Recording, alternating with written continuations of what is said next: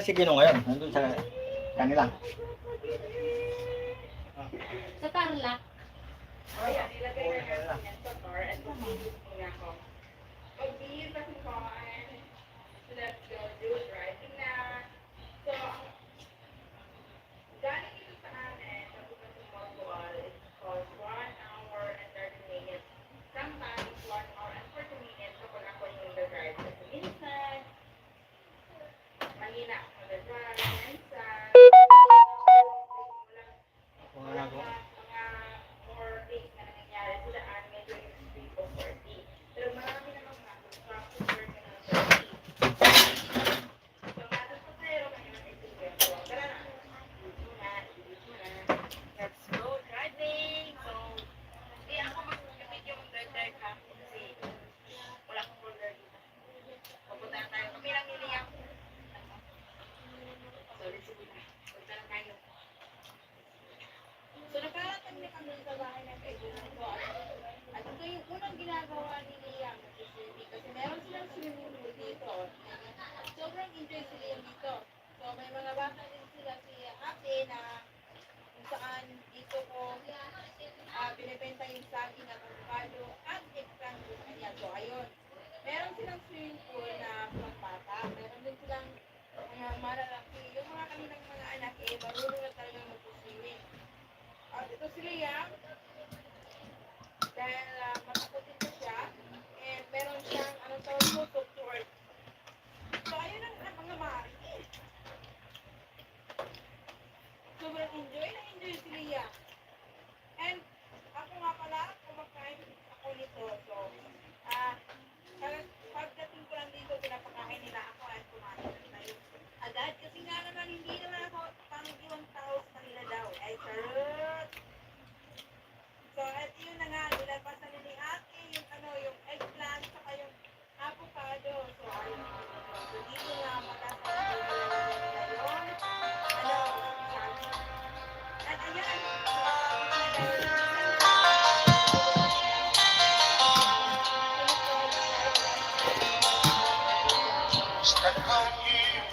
While sila nagluto, nagsigahan kami, and while naman dyan, sila naglaro sa mga maraming nalaruan. Marami na sa mga toys dito. And ayan.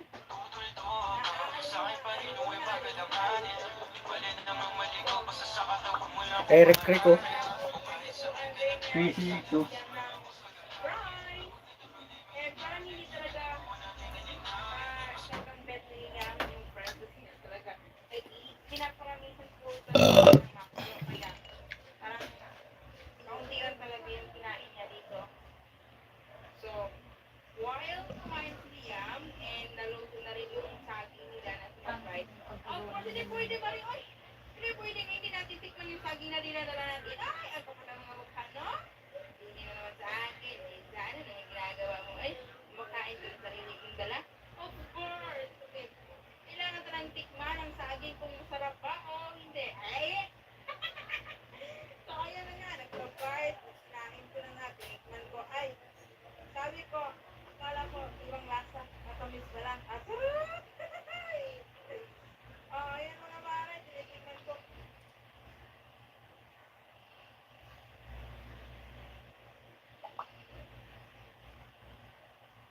Sana pero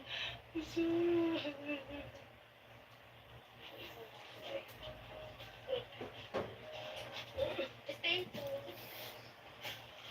That's a really good bag of potatoes, diba? Babalik kami sa toaster.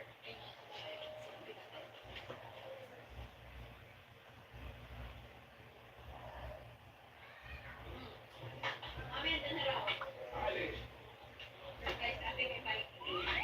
Halika na.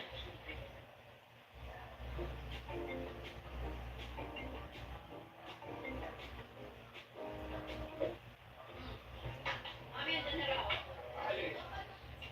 Guys, ate may bike. Halika na. Papasahin muna ako.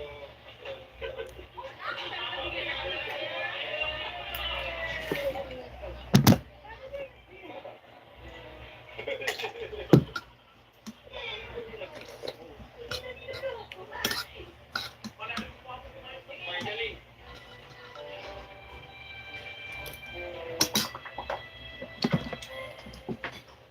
Hi, netizens! Hello! For today's video, napaka-special itong video na ito para sa akin dahil sa tagal namin nag-date ni Mikey. Ito, medyo malaking purchase na ibibigay ko para sa aking asawa. Dahil alam niyo, ang asawa ko, isa sa pinakamagandang characteristic na talagang sinabi ni Lord. Bakit kayo?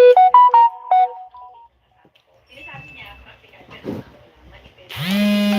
Pero sa ibang tao, sobra siyang galante. Hindi siya nagbibilang. Pero pag sa sarili niya, minsan sinasasabakan na rin ako ng pagkakatipid niya. Ngayon ang asawa ko, meron siyang lumang kotse na noong 2017 na nag-date kami, nabili na niya.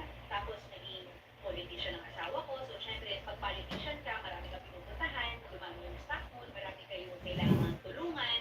So yung kanyang personal car ay actually naging work car na rin niya.